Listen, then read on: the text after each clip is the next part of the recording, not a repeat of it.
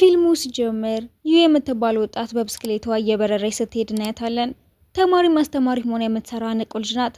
አንድ ቀን ሰዎች ታዋቂውን ተዋናይ የሺውን መልእክት ለማየት በተሰበሰቡበት መጽሐፍት ቤት ውስጥ ገብታ ሁለቱም በአጋጣሚ አንድ መጽሐፍ ላይ እጃቸው ያርፋል። ሺው ማንነቱ እንዳይታወቅ ራሱን ደብቆ ስለነበረ መጽሐፍ ላይ በስህተት ፈርመው ለፍቅረኛ ሽንን ውሰጂው ብሎት ቦርሳቸውን ተቃይረው ይለያያሉ። በኋላ ላይ የሚውለ ቃለ መጠይቅ ቦርሳዋን ስትከፍተው ከመጽሐፍ ይልቅ ትልቅ መዶሻ ወጥቶ እሱ ደግሞ መጽሐፉን አውጥቶት ግራ ይጋባል። ሺው የታሪክ ትምህርት እንዲማር ስራ አስኪያጁን እሷን ተያዩን ሲቀጥራት እዚህ ቤት ውስጥ አንደኛው ህግ ወደ ላይኛው ፎቅ ዝንብ እንኳን እንዳይወጣ ነው ብሎ ያስጠነቅቃታል።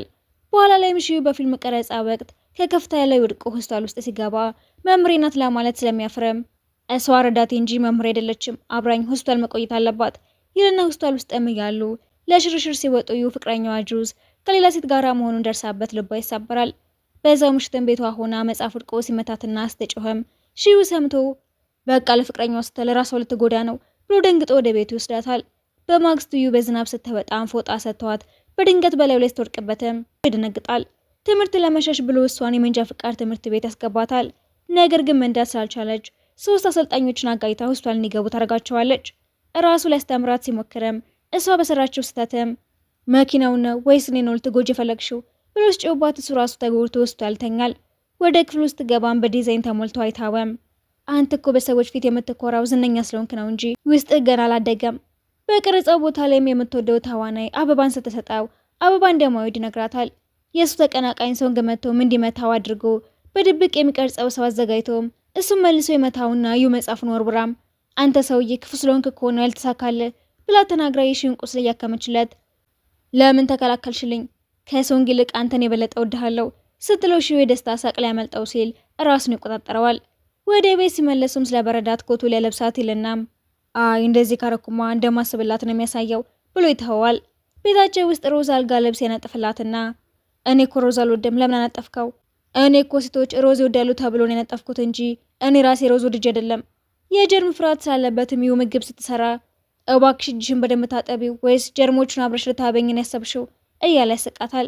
በመጨረሻም ወደ አንድ ግብዣ ሄደው ጠጥታ ስለነበረ ደግሞ ዛሬ ተረኛውን እኔ ማለት ነው ብሎ ተሸክሞ ወደ ቤት ይወስዳታል። ልብሱ ላይ አስታውካበትም ይበሳጫል። ሳያስበውም ትጠጋዋለች። በነጋታውም ልብሷ ተቀይሮ ነው ብላ ስትደነግጥ ዶ የተባለችው ልጅ ታያትና እሷ ናት ብላ ተረጋጋለች። ፊልም እያዩም ተዋናዮቹ ሲቀራረቡ ይሄ እኮ ምንም ማለት አይደለም አይ በዚህ ልክማ ከተቀራረቡ አንድ ላይ ለመሆን ቃል መገባባት አለባቸው ስትለው እሷ እየቀረበችው ስለነበረ ቢደነግጠም ቀልዴ ነው እባክህ ብላ ይረጋጋል። ያስተዋወቀው ምርት አለርጂ ሲያመጣ ልታጽናናው ትሞክራለች። በኋላ ላይ ሁሉም አብሮ ለመብላት ሲወጡም ዶ የሺን ጓደኛ ለማስደመም ትጥራለች። ቤት ሲመለሱም ማታ ስላስታወቀችበት ጠይቀውም ምን ማታስታውሽም እንዴ ቆይ ልንገርሽ ብሎ ማውራት ሲጀምር የበላው ምግብ አለርጂ ሆኖበት በእጁ ላይ ሽፍታ እንዳለ ታስተውላለች። እሱም ራሱን ስቶ ይወድቃል። ሲነቃም ኮንፈረንስ ላይ መሄድ አለብኝ ሲል ስራ አስኪያጁም መሄድ አስፈላጊ አይደለም ይሁን እንልካታለን ይለውና እሷም ሰው ሲበዛ ስለሚጨንቃት ትፈራለች። ሰዎች ተሰብስበው በቴሌቪዥን እያየችም ማውራት ስትለማመድ ሰዎቹ ከዚህ ሂጅ የሚሏት ይመስላታል። በዛው ሰዓትም ሺ መጣና ጣቱን ግንባሯ ላይ አድርጎትም አሁን ሁሉንም ነገር በልበ ሙሉነት ማድረግ ትችያለሽ። ከዛም ወደ ኮንፈረንሱ ትሄድና ሰዎችም ምን እንደተፈጠረ ስጠይቋት ተደናግጣ ዝም ትልና አይኖቿን ስትጨፍን አንድ ሴት አደጋ ደርሶባት የሞተችበት ትዝታ መጥቶባት ከመድረኩ ላይ ትሮጣለች። የሺ ስራ አስኪያጅ መጥቶም ጉዳዩ ላስረዳችሁ በማለት ለሁሉም ይናገራል። ልክ በዛው ሰዓትም ሺ መጥቶ እኔም የሰራሁት ማስታወቂያ ተጎጂ ነኝ በማለት በማስረጃ ለሁሉም ይናገራል። ከዛ በኋላ ማስታወቂያውን ያሰራው የውሃው ባለቤትም ይታሰራል። ሺም ይሁን ስላጣት ሊፈልጋት ይወጣና በአንድ ቦታ ላይ አንድ ሰው ራሱ እንደጎዳ ሲሰማም እሷ ናት ብሎ ደንግጠው ሲሄድም ይሁን በሰላም እዛው ቆማ ያያታል። ወደ ቤት ወስዳትና የማህበራዊ ጭንቀት ስላለብኝ ውጭ አላስተምርም እቤት ውስጥ ነው የምረዳው ትላውና ከዛ በኋላም ሺ ስለ አንድ ነገር ያስባል እና አንዳንድ ወንበሮችና እጽዋቶችንም በፊቷ አድርጎም እነዚህ ተማሪዎች ናቸው አስተምራቸው እያላት በአጋጣሚ ሺህ ያለው እጽዋትን ነክቶ እጁ ሲደማና ደሙ ስታየው አንድ ሴት አደጋ የደረሰባትን ተስታ ታስታውሳለች። እሱም ሁኔታዋን አይተው እንድታከም ከሳይካትሪስት ጋር ይነጋግራል። ሳይካትሪስቷም ይሁ እንደዚህ የሆነችበት ምክንያት መገኘት አለበት ያን ጊዜ ብቻ ነው ሊታከም የሚችለው። በኋላ ላይም ስራ አስኪያጁ ድርጅቱ ይሁን ከረዳትነት ስራ ሊያባራት ነው ስለ ወዲያውኑ ሄደው ማንም ሊያባራት እንደማይችል ይናገራል። ማናጀሩም በዚህ ድራማ ውስጥ መስራት አለበት ያን ጊዜ ብቻ ነው ያዩ ስራ የማይወሰደው ሲለው ይስማማል። በኋላም ለብዙ ሰው ማስተማር ትለማመዳለች። እሱም ያትና በትምህርት ቤት ውስጥ የማስተማር ፍላጎት አለኝ።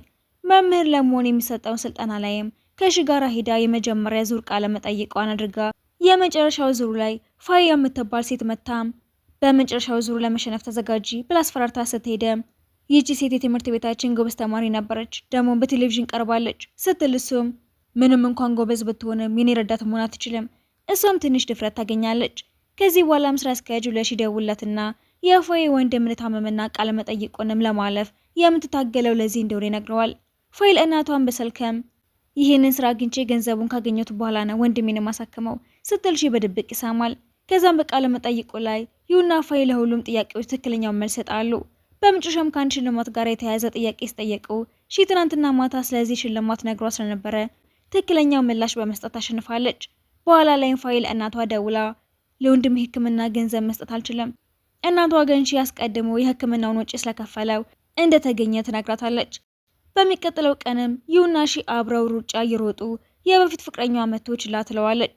በዛው ሰዓትም ሺ ባዩ ሸሚዝ ላይ አንድ አርማ አይተውም የድሮ ፍቅረኛዋ የተወዳደረችበት ዩኒቨርሲቲ አስተማሪ እንደሆነ ይረዳና አሁን ከዩ ጋራ ምንም አይነት እድል አልቀረኝም ብሎ ያስባል። ከዛ በኋላም ደውና ሺ ወደ ክፍል ሄደውም ዋን የሚባል ልጅ መጣና መሬት ላይ የወደቀ የፀጉር ክሊፕ አንስተው በዩ ጭንቅላት ላይ ሲያረጋው መልሳለተም የኔ አይደለም። ከዛም ፈተናው ይጀምራል። ሺም የእስክሪብቶ ቀለም አልቋል በሚል ሰበብ ፈተናውን ሰጥቶ ከክፍሉ ይወጣል። ዋንና ሺ አብረው ጨዋታ እየተጫወቱ ሺ ደጋግሞ የተሸነፈ የዋን ረዳትን በስልክ ጤናህን ጠብቅና ቆዳህን በደንብ ተንከባከብ። በዛ ሰዓትም ሺ ከዩ መልእክት ደርሰዋል። ፈተናው ላይ ብዙ ስህተቶች ስላሉ በደንብ አጥና። ይህንን ሲሰማም ስልኩን ያጠፋዋል። ከዛም በኋላ ሲያገኛትም ሌሎች ረዳቶች አለቆቻቸውን ይንከባከባሉ፣ አንቺ ግን አጥና ብቻ ነው የምትይኝ። ከዛም አንድ ፕሮፌሰር ወደ ክፍሉ ይመጣና አባዬ ብላ ስትጠራው አባቷ እንደሆነ ሁሉም ይረዳሉ። ለአባቷም አባዬ የአንድ ዝነኛ ረዳት ሆኛለሁ፣ ሁሉንም ተማሪዎች ፈትኛቸው ይላትና ክፍል ገብታም ነገ ፈተና ስለሚኖር ሁላችሁም ተዘጋጁ። የፈተናውን ወረቀት እያዘጋጀችም ሺ አጠገቧ ተቀምጦ ያጠናል። ስልክ ተደውሎላትም ስትነሳ ላፕቶፑን ትታው ስለነበረ ላፕቶፑን እየፈተሸ ስትመለስ የፈተናውን ፎልደር ታጠፋዋለች። ማታም ወላጆች ደውለው መልካም ልደት ሲሉት ዩ ትለኛለች ብሎ ቢጠብቅም ምንም ሳትለው ትቀራለች። በሚቀጥለው ቀን በዩኒቨርሲቲ ውስጥም ዋላዩ አንቺ ስላስተማርሽኝ አመሰግናለሁ፣ ስለ ትናንትና ማታም በስልክ ከዋን ጋር አስታውራ እንደነበረ ሺ ስገባው ይነድድባታል። በፈተናው ሰዓትም ሺ ምንም ሳይጽፍ ሲቀረም እባክህ መልሶቹን ጻፋቸው የሚል ትንሽ ማስታወሻ ትሰጠዋለች። አባቷም የሁሉንም ውጤት አሳውቆ ዋን ጥሩ ውጤት ያገኛል። በሌላ በኩል ድኦ በመንገድ ላይም አንዱ አድናቂዋ ፎቶ መነሳትን ሰበብ በማድረግ አላስፈላጊ በሆነ መንገድ ሲጠጋትም የሺ ጓደኛ መጥቶ ያድናትና ከዛም ሺና ድኦ አብሮ የሰሩትን ድራማ እያዩ ሺ በድኦ ላይ ማሾፍ ይጀምራል። ከዛም በሚቀጥለው ቀን የአድናቂዎች ቁጥር እንደጨመረ ሺ ይረዳል። ድኦ መታም የኔ አድናቂዎች ካንተ የበለጠ ሆነዋል ስትልም ትናንትና ማታ በድኦ ትወና ላይ ሳይሽፍ ስለነበረ ሺ ይህንን ሲሰማም ይነድዳል። ይሁም ምናልባት ድኦ በፊት ላይ ብዙ አድናቂዎች ስለነበሯት አሁን ጨምሮ ሊሆን ይችላል ትልና የድሮ ፍቅረኛዋም የሽን ተቀናቃኝን አግኝቶት በትወና ይረዳዋል። ሺም እያጠና ይመጣና ምንም ያህል ብታጠና ዩ አንተን የመሰለ ያልተማረ ሰው አታፈቅረም፣ አሁን ከሌላ ሰው ጋር ቀጠሮታለች። ስለው ሺ ሊያያት ሲሄድም አንዲት ጓደኛዋ ትኩስ ነገር ይዛላ ስትሄድ አይኑ ይረጋጋል። ምሽት ላይም ሺና ጓደኛው በዩኒቨርሲቲው ስቴዲየም ውስጥም ተቀምጠው ጓደኛውም ስሜትህን በቤተሰቦች ፊት መግለጽ አለብህ ብሎ ሀሳብ ሲያቀርብለት ተስማምቶ የጥበቃ ሰራተኞቹ ሁለቱንም በስቴዲየም ውስጥም በጣም ዘግይተው በመቆየታቸው የሁለቱንም ስም ይጽፋሉ። ይህ መታ ሁለቱንም ታድናቸውና ዘበኛው ቅጣት ላይ ለመጻፍ ስም ሲጠይቃቸው የድሮ ፍቅረኛውን ስም ተናግራ ጂን የተባለች ፍቅረኛ ደውላም ለምን በአንተ ስም ቅሬታ ቀረበ ምን አጥፍተ ነው ብላ ስጠይቀው ምንም ስላልገባው እኔ ምንም አላረኩም በቁምሽ እየቃዠሽ ነው እንዴ እያለ ለጂን ለማስረዳት ይሞክራል። ሲጨቃጨቁም እናዩ ያቸውና ይቃልዳሉ። ሺም ላዩ ነገ ወደ ኮንፈረንስ አዳራሽ ነኝ ሰርፕራይዝ አዘጋጅልሻለሁ። በነጋታው እሱ ወደ አዳራሽ ሲሄድም የጥበቃው ሰራተኛው አዳራሹ ሌላ ሰርክ ተይዘዋል፣ አንተ ደግሞ በማን ስም ነው የምትመጣው ስለው ከዩ ጋር ወደ ሌላ ቦታ ሄዶ አንጎራጉሮላት ልብስ የሚሰጣትና ይህንን ልብስ ልበሽውና ውበቱን አሳይኝ ለብሳ ስትወጣም በጣም ቆንጆ ትሆንና ወደ አንድ ፓርቲ ሄዳሉ። እዛም ስራ አስኪያጁን ሺን ዳን ለተባለች ሴት አስተዋውቆትም ዳን ስለቀጣዩ ፊልም ከሺን ጋር ስታወራ ይህ በፓርቲው ላይ ለብቻዋ ትቀርና የድሮ ፍቅረኛዋ እየረበሻት ሺ ወደ እሷ ሊሄድ ሲለም ጂንን ይህንን አይታ ይቺ ልጅ እኮ ምንም አታውቅም እያለች ስለ መጥፎ ነገሮችን መናገር ትጀምራለች። ሺ መድረክ ላይ ወጥቶም ዩኮ ልዩ ተሰጥኦ ያላት ድንቅ ሰው ናት በማለት ይከላከላትና ግንባሯን ስመውም ይህ ሁሉ ላንቺ ክብር ነው በማለት ወደ ውጭ ይዘዋት ይወጣል። አሁንም ስሜቱ ስላልገባትም ሺህን ሁሉ ያደረገው እኔን ከነዚህ ሰዎች ለማዳን ብቻ ነው ብላ ታስባለች። ከዛም ዩ አንዴ ትምህርት ቤት ንግግር ላረግ እጄ ጽሑፌን ቤት ረሳሁት፣ እናቴ እንድታመጣልኝ ጠይቂያት በስልክ እያወራች መንገድ ላይ ስትሄድም አደጋ ደረሰባት፣ ስለዚህ ለእናቴ ሞት ራሴን ወቅሳለሁ ብላ ትነግረዋለች። ስራ አስኪያጁን በሺ ላይ ተናደው በትናንትናው ድርጊት ምክንያት ከፊልሙ ሊያባርሩ ይችላሉ፣ ምን አይነት እብድ ነህ? በዩኒቨርሲቲ ውስጥ እሟን ዩን አግኝተዋት በፀጉሯ ላይ ክሊፕ ሲያደርግላት ያየው ሺን በንዴትም ይሄ ክሊፕ ለፀጉሯ አይመጥንም ብሎ ያወልቀዋል። ያየው አባትም ይህንን አይተወም ቢሮ የመተህ ብታብራራ ይሻላል ሲለው እሷም አንድ ተማሪ የአባቴ ቢሮ ገብቶ አንድ ዕቃ ስለሰበረ ከዛ በኋላ በዩኒቨርሲቲው አልታየም፣ አንተም ተጠንቀቅ። ሺን በድንጋጤ አባትሽ አስፈሪ ናቸው እንዴ እያለ ይገባል። አባቷ ግን ይህ ስለ እናቷ አደጋ የነገረችው ለአንተ ብቻ ነው፣ ይሄ ማለት ትልቅ ቦታ ሰጥታለች፣ ስለዚህ የምታስቀይማት ከሆነ አሁኑኑ ጥላት ጠፋ ይሉትና ሲወጣ ምንም ሳይነግራት ይቀራል። ዶ ሻወር ለመጠቀም ወደ ሺ ቤት ሄዳም ሺ በድኦ ጉንጭ ላይ ምልክት አይተው ሲነግራትም ላዩም አሁን ጓደኛውን በዚህ ፊት እንዴት ነው ማየው ብላ ስትጨነቅም ውስጥሽ ውብ ነው፣ ሌላው ትርፍ ነገር ነው፣ ጓደኛውን ቢሆን ወድሻል ትላታለች።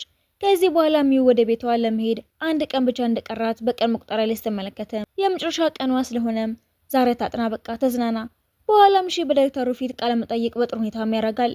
እሷም መጽሐፎቿን ጠቅልላ ለመሄድ ስትጀምርም ሺ ቻው ማለት እንኳን ስለከበደው ተደብቆ ያያታል። ዝናብ መዝነቡን ሳይም ወደ ውጪ ይወጣል።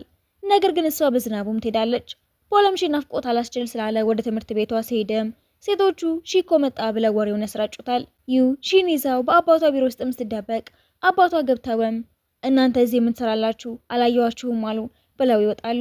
ሺ በድጋሚም ረዳቴ ሁኚ፣ መምህር መሆን የምፈልገው እንጂ የአንተ ቦርሳ ተሸካሚ መሆን አልፈልግም።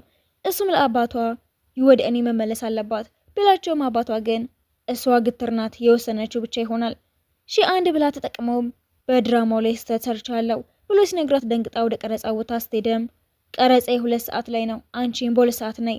ነገር ግን ሺ በ5 ሰዓት ውስጥም ነቅተው ላዩ ደውሎም ለምን አልቀሰቀሽኝም? እንደ ደብ እንደተኛ ለምን ታውሽኝ ብሎ ይጠይቃታል። ስላመመኝ አብሬህ መሄድ አልችልም።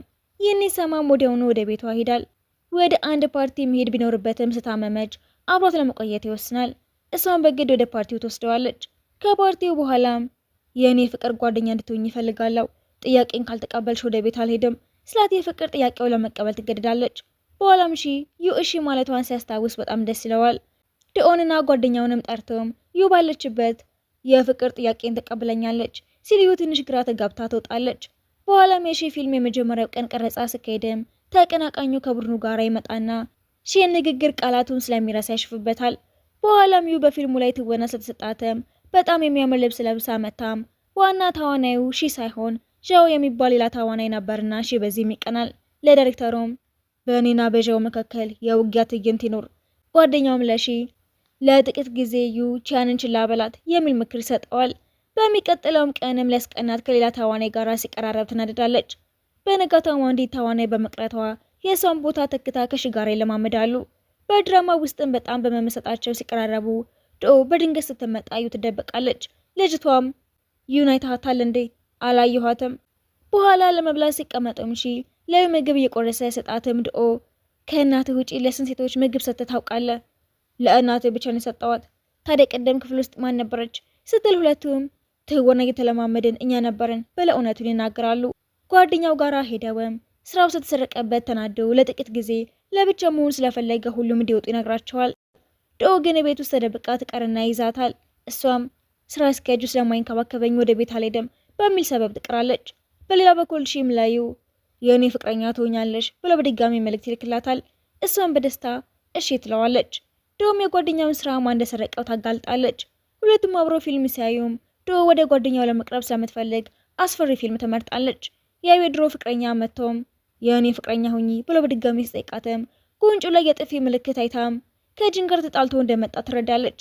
አሁንም ሺ ነው የምወደው ብላ ተስፋ ስታስቆርጠውም ከጂን ጋር ለመታረቅ ቢደወልም እምቢ ትለዋለች። ይህንን ሁሉ ድራማ የሚሰራውም ይሁን ለመጉዳት ፈልጎ ነበር።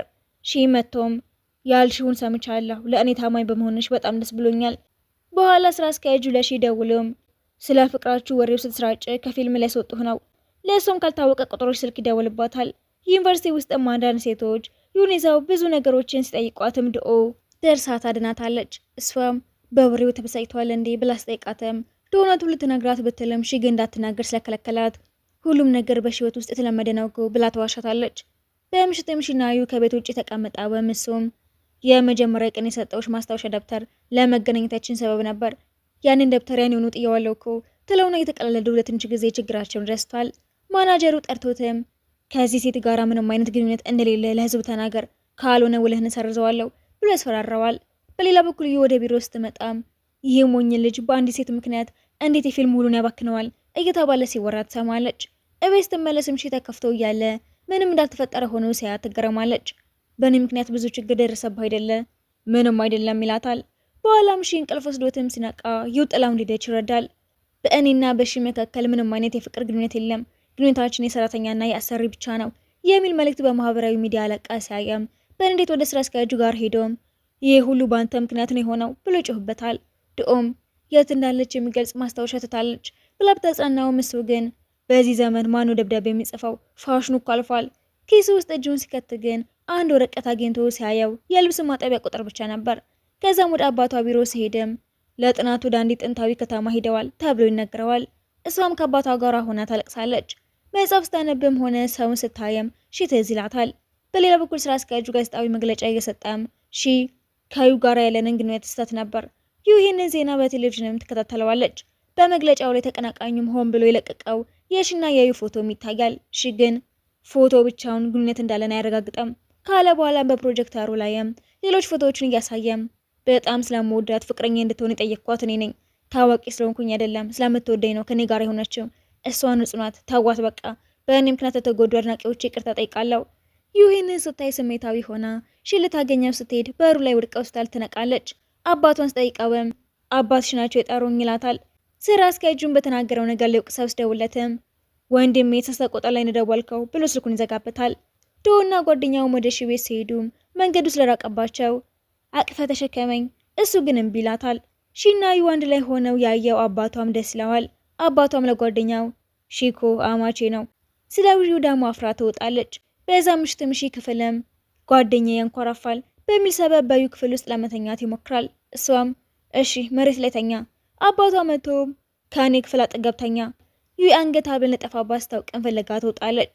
ጨለማ ስለነበረ ስትወድቅም ሺ መቶ ሊያስፈራራት ቢሞክረም ዩ ግን እናቴ የሰጠችኝ ሐብል ጠፋብኝ ብላ ስታዝን እሱን ፈልጎ ያገኝላታል። እግሯ ስታመመን በጀርባዋ አዝሏትም ወደ ክፍል ወስዳታል። ከእንግዲህ ለብቻሽ አትውጪ።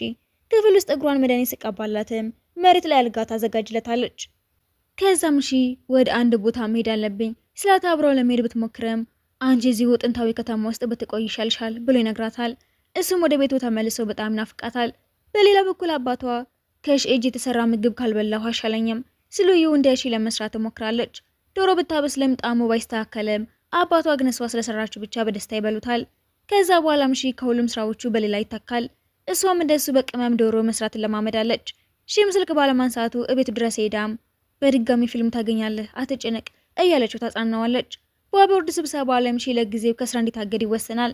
ስራ አስኪያጁም ደሞዙ ስለቀነሰ የቤት ክራይ ለመክፈል የቤት እቃዎቹን ግማሽ ሸጠዋል። ሺም ዩንን ከመቼ ጀምሮ ነበር የምትወጂኝ? ለረጅም ጊዜ ወድሃለሁ። ስራ አስኪያጁም አድናቂዎች የመጥፎ አስተያየት እያላኩብህ ነው ሲለውም ሺ ተከፍቶ ጓደኛ ወደ አንድ አስተማሪ ወስዶ የትወና ስልጠና እንዲወስድ ያደርገዋል። ዩም በትወና ልምምድ ላይ ትረዳዋለች። ሺ እንደዚህ አይነት ትናንሽ ሚናዎችን መስራት ሲያከበደው ለምን ግን እምቢ አትላቸውም ትለዋለች። የሁለቱ ወላጆችም ስለሰርጋቸው ለማውራት እራት ላይ ይገናኛሉ። የሺ እናትም የልጅነት የሽልማት ሰርተፍኬቶቹን ታሳያለች። ስራ አስኪያጁም ለአንድ የፊልም ቃለ መጠይቅ ተጠርተሃል ስለው ሺ ደስ ቢለውም ዩ ግን ለአንዲት መስመር ንግግር ብቻ ለምን ትደስታለህ ስትለው ሺም የጦር ሰራዊት ሚና ስለሆነ በደንብ መስራት አለብኝ። በቃለ መጠይቁ ላይም ተቀናቃኙ ተጨማሪ ተዋናይ ሆነሃል እያለ ያሽፉበታል። ነገር ግን የሺ ጓደኛ በዳኞቹ ማስረ ነበረም የሺን ጉብዝና ስለሚያውቅ ያለ ፈተና ይመርጠዋል። በቲቪ ጨዋታ ላይም ለቅርብ ሰው እንዲደውሉ ሲጠየቁ ድኦ ለጓደኛው ደውላ ናፍቀኛል ስትለው ስልኩን ይዘጋባታል። ሺ ላይ ቢደውልም ክፍሉ ስለነበረ ትዘጋዋለች። በኋላ ግን መልሳ ደውላ እኔ በጣም ናፍቀኛል ምግብ ይዤልህ እመጣለሁ ስትለው ተመልካቾችም ፍቅራቸው እውነተኛ ነው ይላሉ። ሺ የሰራውን ድራማ ሁሉም እያዩ ጓደኛውም ድኦን በባህላዊ ልብስ አይቷትም በጣም ደስ ይለዋል። ድኦን ቤት ውስጥ ሄደም ሳልከፈተላት ራሷን የጎዳች አስመስላ ደንቅጦ በሩን ይከፍተዋል። ትወና መሆኑን ሲረዳ ቢቆጣትም በኋላ ግን አዝኖላት ወደ ውስጥ ያስገባታል። ድኦም የራሴን ጦርነት መዋጋት እችላለሁ ብላ በኢንተርኔት ላይ መጥፎ አስተያየት ለሚጽፉትም በፍጥነት ስትመልስ ይገረማል። ድሮ በፊልም ውስጥም ሁለተኛ ጀግና ሆና እንድትሰራ እድል ታገኛለች። ለጓደኛውም ገና ካየሁ ቀን ጀምሮ እወድሃለሁ፣ ብትጠላኝ እጠብቅሃለሁ ብላ ስሜቷንም ትነግረዋለች። እሱም ሊሄድ ሲልም ድኡ ይዛ ታስቀረዋለች። በሌላ በኩል ሺ በዋና ተዋናይነት ስለተመረጠም ማናጀሩ ገዳውን ያነሳለታል። ተቀናቃኙም ሺን አንዷን ተዋናይ እንዳታለለ ቢያስወራበትም ማስረጃ ሰብስበው ያዋርዱትና ተናደው ሺን ሊመታው ሲል ሌላም ወንጀል ስለሰራ ፖሊሶች ይዙታል። ከአንድ ዓመት በኋላም ጓደኛውና ድኡ ጥሩ ፍቅረኛሞች ይሆናሉ።